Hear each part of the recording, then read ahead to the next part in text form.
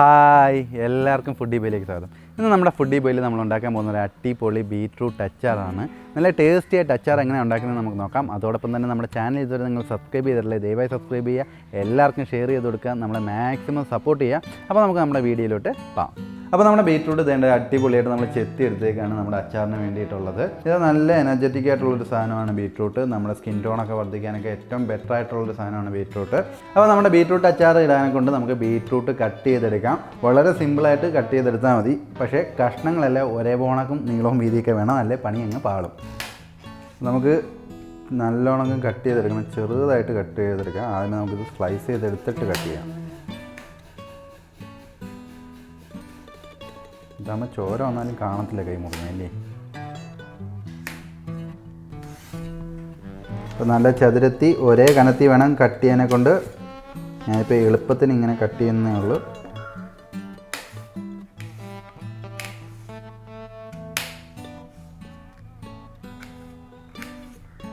അപ്പോൾ നമ്മുടെ കഷ്ണങ്ങളിത് അടിപൊളിയായിട്ട് നമ്മൾ കട്ട് ചെയ്തെടുത്തിട്ടുണ്ട്. നമ്മുടെ ബീറ്റ്റൂട്ട് ഇത് നമുക്ക് ചതുരത്തി കട്ട് ചെയ്തെടുത്താൽ മതി. ഇനിയിപ്പോൾ നമുക്ക് കുക്ക് ചെയ്ത് തുടങ്ങാം. അപ്പോൾ നമുക്ക് ബീറ്റ്റൂട്ട് അച്ചാർ ഇട്ട് തുടങ്ങാം. നമുക്ക് അതിനായിട്ട് പാൻ വെച്ച് കൊടുക്കാം. അപ്പോൾ നമ്മുടെ പാൻ ചൂടായി വരുന്നുണ്ട്. നമുക്ക് എണ്ണ ഒഴിച്ചു കൊടുക്കാം. ഞാൻ ഇപ്പോൾ എടുത്തേക്കുന്ന വെളിച്ചെണ്ണയാണ്. നമുക്ക് ഏകദേശം ഒരു 2 ടേബിൾ സ്പൂൺ എണ്ണ ഒഴിച്ചു കൊടുക്കാം. എണ്ണയൊന്ന് ചൂടായി വരട്ടെ. അപ്പോൾ നമ്മുടെ എണ്ണ ചൂടായി വരുന്നുണ്ട്. അതിനകത്തോട്ട് നമുക്ക് 1/2 ടീസ്പൂൺ കടുക് ഇട്ട് കൊടുക്കാം. അപ്പോൾ നമ്മുടെ കടുക് ചെറുതായിട്ട് പൊട്ടി വരുന്നുണ്ട്. ആ സമയത്ത് നമുക്ക് കറിവേപ്പില ഇട്ട് കൊടുക്കാം. ഇത് 3 അല്ലി ഇഞ്ചി എടുത്തേക്കാണ്, ചെറിയ ഇഞ്ചി പീസ്. അത് നമുക്ക് ഇതിനകത്തോട്ട് ഇട്ട് കൊടുക്കാം. ഇഞ്ചി ഇട്ടതിന് ശേഷം നമ്മുടെ പച്ചമുളക്, ഒരു ചെറിയ പച്ചമുളക് എടുത്ത് ചെറുതായിട്ട് നുറുക്കിയതാണ്, അത് ഇതിനകത്തോട്ട് ഇട്ട് കൊടുക്കാം നമുക്ക്. എന്നിട്ട് ഇതെല്ലാം കൂടി ഒന്ന് മിക്സ് ചെയ്യണം. ഇനി നമുക്ക് വെളുത്തുള്ളി ചേർത്ത് കൊടുക്കാം. വെളുത്തുള്ളി ഞാനിപ്പോൾ ഒരു 10 കഷ്ണം എടുത്തിട്ടുണ്ട്, 10 അല്ലി എടുത്തിട്ടുണ്ട്. അത് ഇതിനകത്തോട്ട് ചേർത്ത് കൊടുക്കാം നമുക്ക്. വെളുത്തുള്ളിയും കൂടി ഇട്ടിട്ട് നന്നായിട്ട് ഒന്ന് മൂപ്പിച്ചെടുക്കുക. അപ്പോൾ ഇതെല്ലാം നല്ലോണം ഒന്ന് മൂത്ത് വരട്ടെ. എന്നിട്ട് നമുക്ക് ബാക്കി ഇൻഗ്രീഡിയൻസും കൂടി ചേർക്കാം. ഫ്ലെയിം ഒന്ന് ലോ ആക്കിക്കണം, അല്ലേ ഇത് കരിഞ്ഞു പോകും. അപ്പോൾ നമ്മളിതേ കടുക് വറുത്ത് നമ്മുടെ വെളുത്തുള്ളി ഇഞ്ചിയൊക്കെ ഒന്ന് മൂത്ത് വരുന്നുണ്ട്. ഈ സമയത്ത് നമ്മുടെ ബീറ്റ്റൂട്ട്, കട്ട് ചെയ്ത ബീറ്റ്റൂട്ട് അതിനകത്തോട്ട് നമുക്ക് ചേർത്ത് കൊടുക്കാം.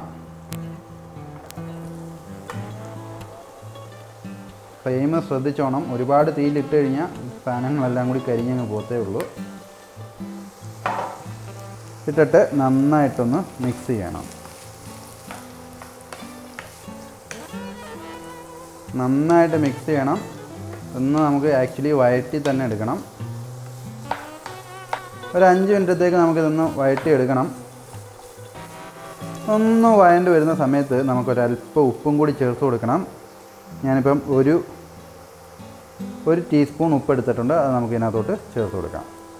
അപ്പം നല്ലോണം പെട്ടെന്ന് അതൊന്ന് വഴണ്ട് വരും. എന്നിട്ടൊന്ന് മിക്സ് ചെയ്യാം. അപ്പോൾ നമ്മുടെ ബീറ്റ്റൂട്ട് നല്ല രീതിയിൽ നമ്മൾ വഴറ്റി എടുത്തിട്ടുണ്ട്. ഈ സമയത്ത് നമുക്ക് ജസ്റ്റ് ഒന്ന് ഫ്ലെയിം കുറച്ചിട്ട് ഇതിനകത്ത് നമ്മുടെ പൊടിവകകളൊക്കെ അപ്ലൈ ചെയ്ത് തുടങ്ങാം. ആദ്യമേ ഇത് കാശ്മീരി മുളക് പൊടിയാണ്. ഇതൊരു 1.5 ടീസ്പൂൺ നമുക്കിടാം. കൂടെ തന്നെ നമുക്ക് മഞ്ഞൾപ്പൊടി ചേർത്ത് കൊടുക്കാം. മഞ്ഞൾപ്പൊടി 1/4 ടീസ്പൂണ് ചേർത്ത് കൊടുക്കാം. ഇത് പിന്നെ നമ്മുടെ ഉലുവയും ജീരകവും കൂടി പൊടിച്ചതാണ്. അത് 1/2 ടീസ്പൂൺ നമുക്കിട്ട് കൊടുക്കാം. നിങ്ങൾക്ക് വേണമെങ്കിൽ അത് സെപ്പറേറ്റ് ആയിട്ട് വേണമെങ്കിൽ ഇടാം.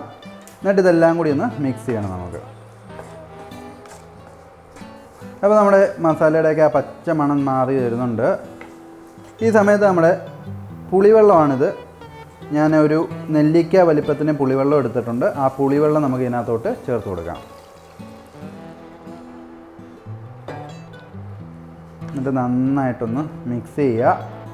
ഇതിനകത്ത് കിടന്ന് വേണം നമ്മുടെ ബീറ്റ്റൂട്ട് ഒന്നുകൂടി ഒന്ന് വെന്ത് വരാനെ കൊണ്ട്.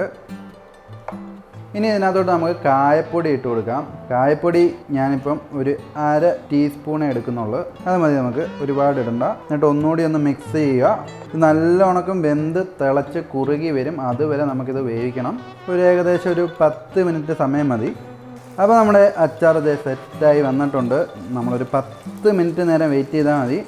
അടിപൊളിയായിട്ട് ഇതേണ്ടോ കുറുകി വന്നിട്ടുണ്ട്. ഈ സമയത്ത് നമുക്ക് ഒരല്പം പഞ്ചസാരയാണിത്, 1 ടീസ്പൂണോളം പഞ്ചസാരയുണ്ട്. അത് ഇതിനകത്തോട്ട് നമുക്ക് ചേർത്ത് കൊടുക്കാം. ഇത് നമ്മുടെ രുചി ക്രമീകരിക്കാൻ വേണ്ടിയിട്ടാണ്. പഞ്ചസാരയോ ശർക്കരയോ ചേർത്താൽ മതി. നന്നായിട്ടൊന്ന് മിക്സ് ചെയ്യുക, അതങ്ങ് ഉരുകിക്കോളും. അപ്പോൾ ഇത് അടിപൊളിയായിട്ട് നമ്മുടെ അച്ചാർ പ്രിപ്പയർ ആയിട്ടുണ്ട്. അപ്പോൾ നമുക്ക് ഇനിയിപ്പോൾ ഇതങ്ങ് സെർവ് ചെയ്യാം. അടിപൊളി ടേസ്റ്റ് ആയിരിക്കും. നമുക്ക് സെർവ് ചെയ്യാം. നിങ്ങൾക്ക് വേണമെങ്കിൽ ഇതിനകത്ത് വിനാഗിരി ചേർക്കാം. ഞാൻ പക്ഷേ വിനാഗിരി ചേർക്കുന്നില്ല. അപ്പോൾ ഇനിയിപ്പം സെർവ് ചെയ്തെടുക്കാം.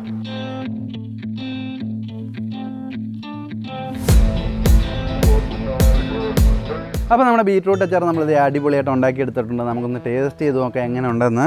നല്ല വാസനയാണ്, നല്ല ഒരു രുചിയും കാണുമെന്ന് തോന്നുന്നു. നമുക്കൊന്ന് കഴിച്ചു നോക്കാം.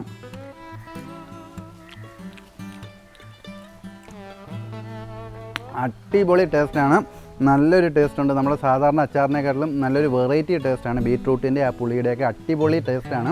അപ്പോൾ നിങ്ങൾ മസ്റ്റായിട്ടൊന്ന് ട്രൈ ചെയ്ത് നോക്കുക. എങ്ങനെ ഉണ്ടായിരുന്നു നമ്മുടെ കമൻറ്റ് ബോക്സിൽ കമൻറ്റ് ചെയ്യുക. അതോടൊപ്പം തന്നെ നമ്മുടെ ചാനൽ ഇതുവരെ നിങ്ങൾ സബ്സ്ക്രൈബ് ചെയ്തിട്ടില്ല, ദയവായി സബ്സ്ക്രൈബ് ചെയ്യുക. എല്ലാവർക്കും ഷെയർ ചെയ്ത് കൊടുക്കുക. നമ്മളെ മാക്സിമം സപ്പോർട്ട് ചെയ്യുക. ഇനിയിപ്പോൾ അടുത്ത അടിപൊളി ഒരു വീഡിയോ ആയിട്ട് വരുന്നിടം വരെ ബൈ ബൈ.